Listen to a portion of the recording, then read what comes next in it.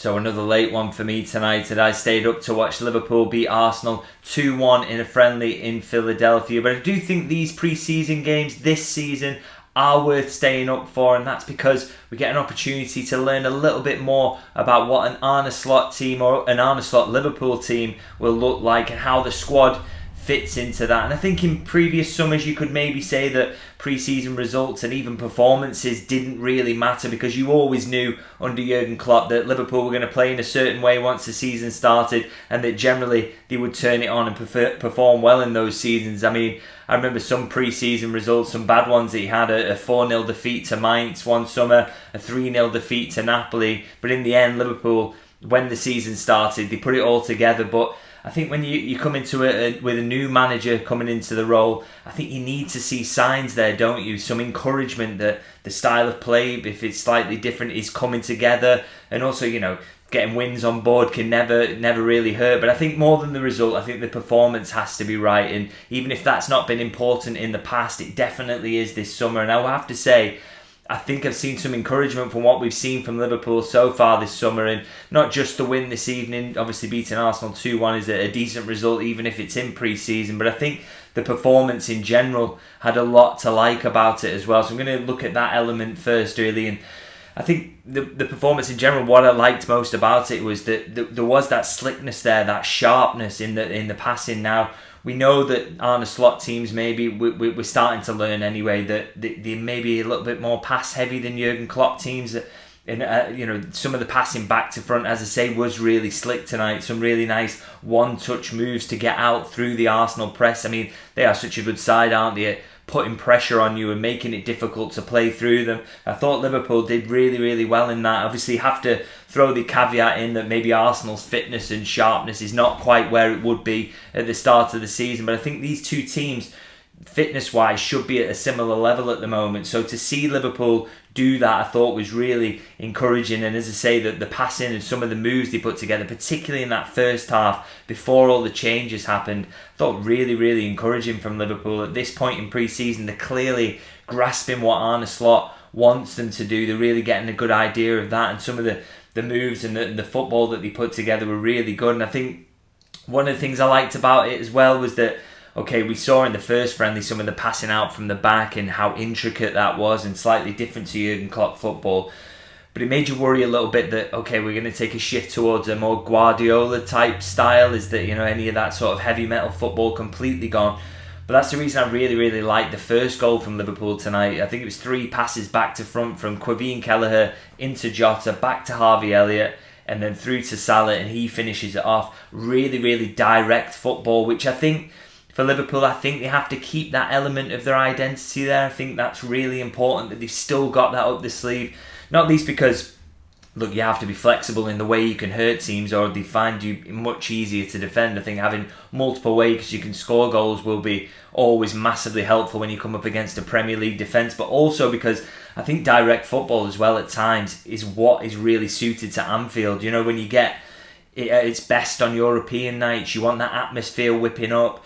Sometimes you need to be direct, you need to be 3 passes and you're in on goal, or sometimes even going long ball and really sort of putting it up the opposition. And I think we saw a little bit there that Arne Slot, yes, he's got this intricate football and he's got that up his locker, but there's also that sort of, that direct football. They can play that, which I think, if you can get those two things hand in hand and you add in the Anfield atmosphere to that directness at times, and it really just ramps up and create, makes that kind of football really that's hard to play against, and I think makes for a good team really, and a good Liverpool team. So really, really encouraged by that. And I thought the move around the second goal was maybe more towards sort of Arne Slot football, as I mentioned really. That little dink over the top from Harvey Elliott, the patience that they showed in the build-up to the move, and Carvalho slotting it away really nicely. So loads of encouraging aspects, I thought, particularly in the on-the-ball performance really. And as I say, against an Arsenal side who defend well, generally speaking, even if they're not quite at the sharpest at the moment, but also an Arsenal team that they weren't missing too many first teamers in that first 11. Theirs was a much more familiar first 11 than the one Liverpool put out. So again, another encouraging element. And I want to talk about maybe the defensive elements of the game as well. I thought Liverpool really energetic in the press. They looked fit, which is really, really good and important. Obviously, the true test will be, can they sustain that fitness over a season, because that has been a real problem in those latter Jurgen Klopp campaigns, hasn't it, picking up injuries. But they did look really, really sharp in the press. And when they couldn't press and win the ball and they couldn't nick it high up, getting back into a really good shape that made it really difficult to play through. I mean, there was a couple of hairy moments, but aside from that, I thought Liverpool generally defended quite well. The goal they concede was from a little bit of a deflection on a cross as well, so didn't do too badly around that situation. And as I say, I thought defensively against Betis they were quite good in terms of didn't give up very many chances, and that was something Slot talked about. Sort of similar today, Arsenal a little bit more threatening than Betis showed, but I thought,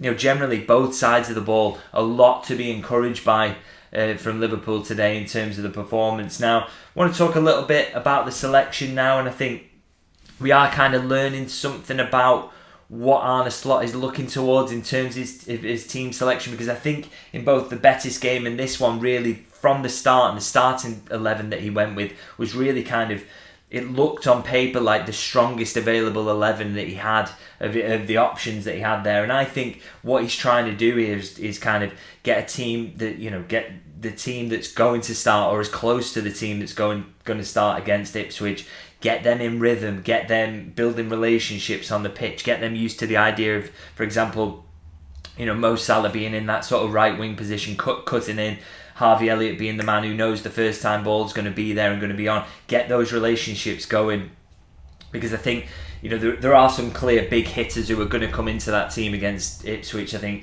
it's going to be impossible to keep Van Dijk out, Trent, McAllister, even though they're all reporting late. You would expect them to be involved in that game, but I think what he's trying to do is get every other aspect of the team, every other player who is going to start, aside from those players that are going to come back in, get them on the pitch as much as possible, get them building those relationships, as I said, and that rhythm. So I think we're seeing some signs and some hints really about what that 11 would look like. For example, I mentioned Harvey Elliott there. I think he's been around for pre-season since the start.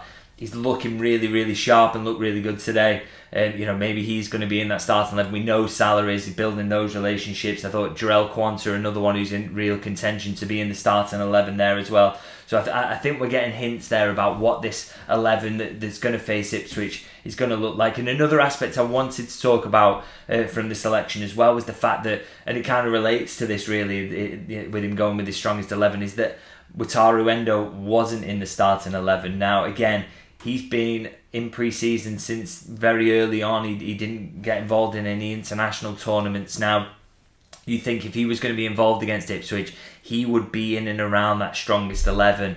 But he obviously wasn't today, and I just think it's further evidence, beyond the stories that we had this week about the fact that Liverpool have rejected a bid for him, but in my understanding are open to the idea of a stale. I think the idea that he wasn't in the team today maybe hints again, he's not quite favoured by Arne Slot. He's probably not going to start that Ipswich game. He's not going to be a favoured defensive midfielder going into this season. And, again, my understanding that he hasn't quite convinced the manager yet. He's got work to do in terms of that. And I think that just really does open up the possibility. And I know a lot of supporters are big on this, is that Liverpool are going to sign a defensive midfielder in this transfer window. Now, still probably something to be resolved there around Endo, but again, the signs don't look good for him in terms of being a big part of Arne Slot's plans, and I think him not being in the side today, you don't want to read too much into a pre-season team selection, but I do think we are seeing hints from Arne Slot that Endo isn't favoured, and as I say, that very much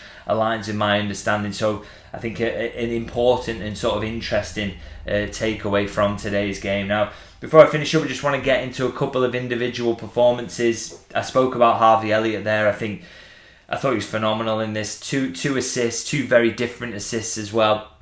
One that he fires in for Salah's goal is just a first-time pass, really low slide rule pass to put him in on goal, perfectly weighted.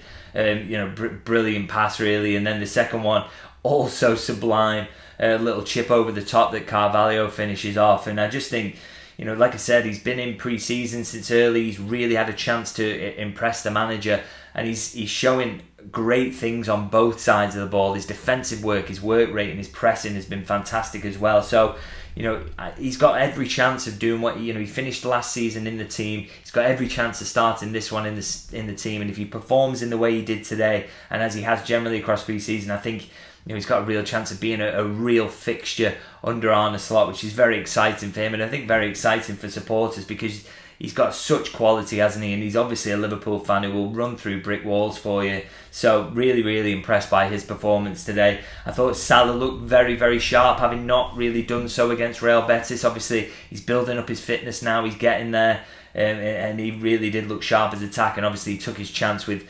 consummate cool. He's always like that, isn't he, in front of goal? But he looked really, really good today, which again is encouraging, following on from that Betis performance. Thought Quansah was fantastic, a really brilliant last-ditch sliding challenge in the first half that prevented a goal, and just generally great composure in his defending, brilliant on the ball as usual. And again, he's had that full pre-season. He's got a real shout there of getting in ahead of Canate when the season starts. And if you do that, you give yourself a chance to stay there. So I thought a really good performance from him.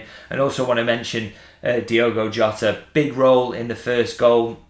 Looked really good in that number 9 position. He actually hit the post as well. Unfortunate in that situation. He usually bags when you get him anywhere near the goal, doesn't he? So he's a great finisher. So and I just thought he looked really, really sharp. He only got 45 minutes today, but a really good outing for him. And interesting, he was in that number 9 position. Are we going to see him start the season there? Darwin Núñez only coming back late. Obviously, his form has been up and down as well over the last couple of seasons for Liverpool. Will Jota maybe start that season as the number 9 and the guaranteed source of goals? Really interesting to see where Slot sees him finally ending up in his system, and if he's a guaranteed starter, which I think he should be, because he's a guaranteed source of goals. But I thought a really good run out for him, and obviously more to come from him, because he just needs to build up that sharpness now and get himself ready for the season. But I think other bonuses, of course, no injuries as far as we know after the game, which is really good, and probably the main positive. Always good to get a win against a Premier League team as well, and 2 wins from 2 in the games that we've all seen as well from Arne Slot. So really encouraging on that front. And as I say, a really good performance as well, which is most important. Clearly these players are getting sharper, they're getting more used to the football that they're being asked to play, and they're really encouraging signs as we get an edge a little bit closer to the season. But of course, there's a game against Manchester United to come up next, and of course I'll be covering in that. So if you want to be across that, please do subscribe to the channel to keep across that. And of course the transfer updates that are yet to come, because we're heading into August now. Richard Hughes promised it'd be busy, and we're starting to hear more rumours, aren't we? Things are really starting to ramp up. So I'm sure I'll be coming up with more transfer updates in the next couple of weeks or so. So if you want to be across those, do make sure you subscribe. And if you can like the video, always massively helpful as well. And as I say, lots more to come from pre-season in terms of transfers as well. So I'm sure I'll see you guys very soon.